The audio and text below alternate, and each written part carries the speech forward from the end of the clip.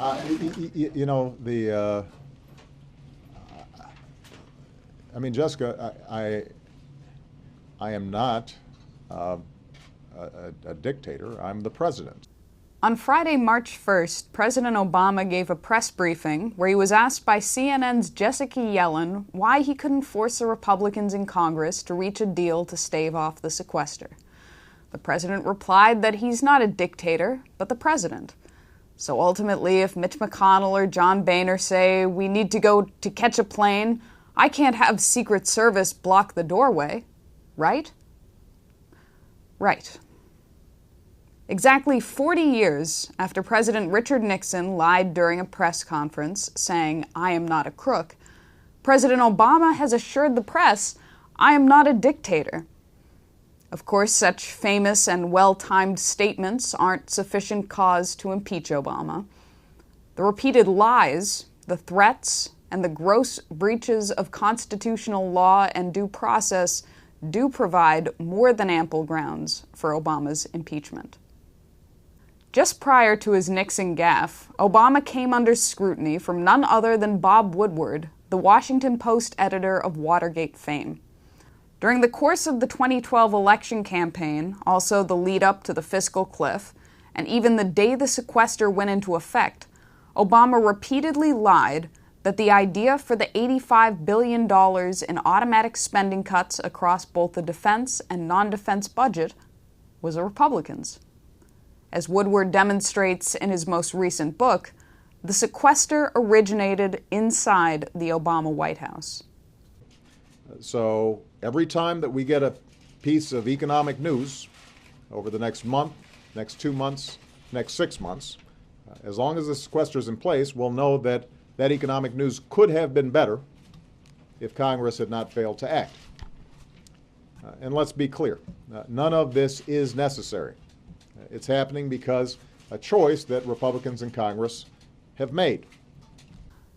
The Obama administration did not take kindly to Woodward's fact-finding, and in a February 27th interview with Politico, Woodward revealed that an Obama aide, Gene Sperling, got him on the phone and yelled at him for about a half hour for publishing facts the White House did not want published. In a follow-up email, Sperling threatened the reporter, saying, "I think you will regret staking out that claim." After Woodward went public with the White House's not-so-veiled threats, a number of other reporters spoke up as well. Lanny Davis of the Washington Times reported he was told he would lose his press credentials if he continued publishing articles against the Obama White House. And Ron Fournier of the National Journal ran up against badgering, vulgarity, abusive language, and similar threats to those Woodward received.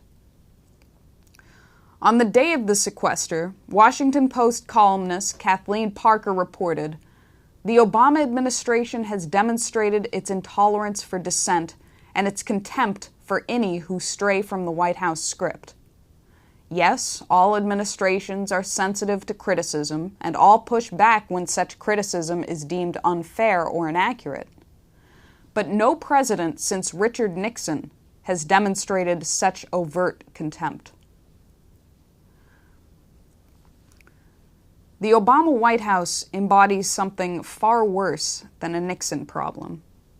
Lyndon LaRouche identified as early as April 11, 2009, that Obama suffers from the same flawed personality as the Roman Emperor Nero. It was for this characteristic that Obama was chosen to become president. He's essentially a psychotic, and he's controlled by his psychosis, which in turn is manipulated by his controllers, and ultimately the true policymakers of the United States.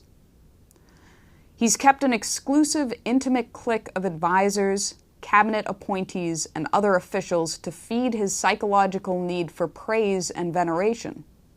Some will finish his sentences for him. Anyone who threatens the president's ego, anyone who frustrates or calls into question the sources of his self-adulation, are duly targeted, threatened, and eliminated. The situation we face in the United States and worldwide is comparable in many respects to Rome under the dictatorship of the Emperor Nero. The character of the president under these conditions is of that form.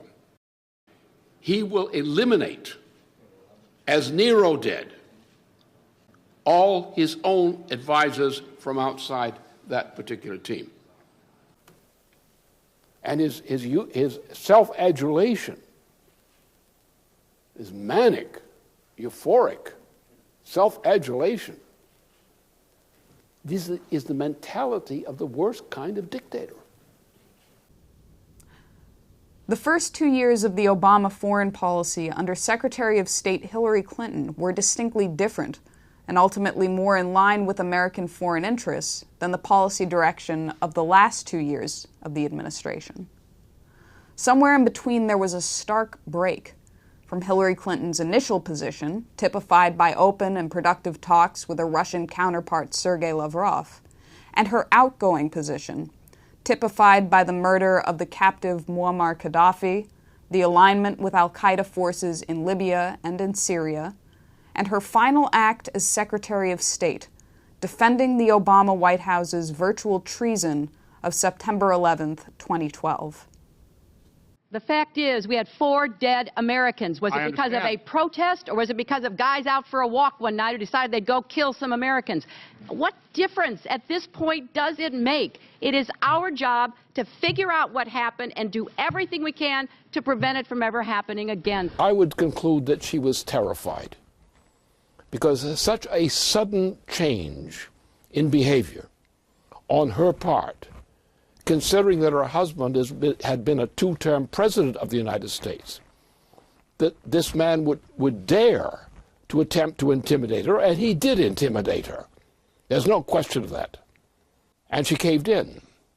And her husband, the former president, caved in massively, which means that there was something very ugly, very, very, very ugly about the presidency of Obama after the midterm of his first term.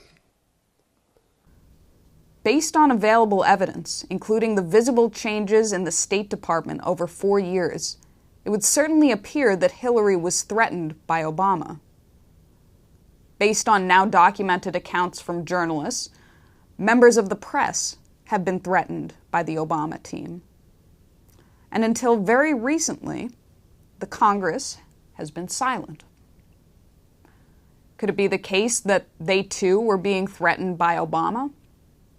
What would it take, or what did it take, to induce leading men and women of the Congress to give up their authority to declare war, as in Libya, or their power of the purse, as in Obama's super Congress, the fiscal cliff, and his sequester?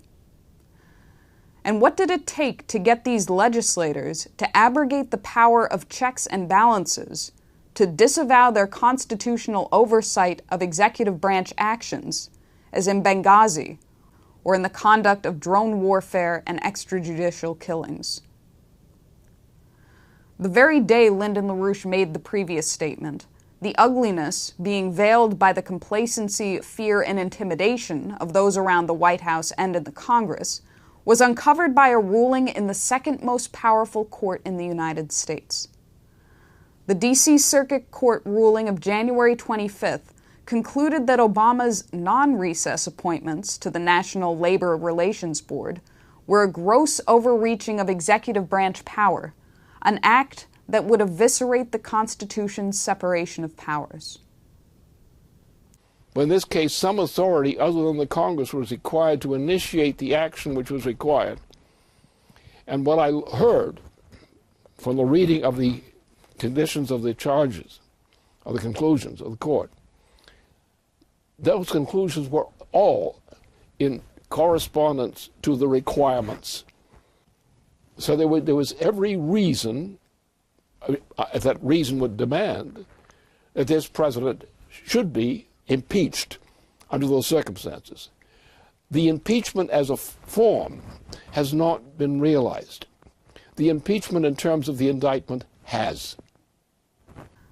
The implications of the appellate court ruling have opened the floodgates for the legislative branch to defend the Constitution from a dictatorial power grab, It was only in the week following that ruling when members of both houses of Congress began in earnest to make serious demands of the White House. There's an ongoing series of bipartisan demands for more information on the incident in Benghazi. There are demands for full disclosure of the legal opinions employed to justify the use of drones in foreign countries and lethal force against American citizens. There are demands for a repeal of the 2001 authorization for use of military force, as well as ongoing threats to hold up Obama's nomination of John Brennan to the CIA. Those demands have been met with icy silence from the White House and an outright refusal to cooperate. Their first week back in session, members of the House Judiciary Committee were frustrated when they were denied access to the Obama drone memos. Committee Chairman Bob Goodlatte, Republican from Virginia, noted at the outset of a February 27th Judiciary Committee hearing that the Department of Justice refused to provide the memos requested by the committee, and Attorney General Eric Holder had refused the request to testify at the hearing. Ranking Member John Conyers, Democrat from Michigan, stated at the same hearing, "All we are seeking is information to which we are duly entitled. I don't think that the Attorney General of the United States can decline to come before this committee on a subject that is so clearly in our jurisdiction." Conyers went on to discuss White House policy, saying, "I'm not convinced by the administration's legal rationale for the targeted killing of any United States citizen overseas. I also remain unconvinced about the targeted killing of terrorist suspects who are non-citizens. Although the administration appears to rest its claim of authority on the authorization for use of military force passed by the Congress in 2001, it is not clear that Congress intended to sanction lethal force against a loosely defined enemy in an indefinite conflict with no borders or discernible end date." When a regime or an administration like the Obama administration is threatened with having an utterly indefensible policy exposed, their only remaining option is denial. Not only do they deny that what they are doing is wrong, but they will deny that they are in fact doing anything that needs to be acknowledged. Okay, and a U.S. drone strike killed 8 Germans in Pakistan today. Do you have any information about that? I don't, and if I did, I wouldn't get into it. No, no. Take the case of former Press Secretary Robert Gibbs, who announced to MSNBC on February 24th that he was given direct orders by the Obama administration to deny the existence of the drone program when it came up in press briefings. Gibbs said, "When I went through the process of becoming press secretary, one of the first things they told me was, you're not even to acknowledge the drone program. You're not even to discuss that it exists." Gibbs continued, "Here's what's inherently crazy about that proposition. You're being asked a question based on reporting of a program that exists. So you're the official government spokesperson acting as if the entire program is pay no attention to the man behind the curtain." As Lyndon LaRouche said last Friday, all is not well in the enemy camp. Barack Obama is cracking up. His lying is obscene. And lying his way out of the problem is becoming harder and harder for him. Obama is restraining key administration officials from appearing before Congress. He is refusing to produce critical information the elected representatives of the people of the United States are entitled to see. He is threatening members of the free press, and likely, he's threatening elected members of the government. And he has been caught. Now, if you are an effective dictator, you don't lie. You don't talk. If instead of lying, you be enigmatic.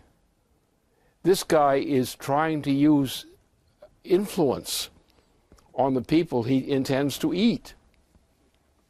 He lies to people and gets caught at it. That's not a smart dictator. That's not a smart opponent. This man is a failure. Obama has been caught lying, and that puts him in a very vulnerable position, a very ripe position for imminent prosecution under the actual definition of imminent and under actual American law.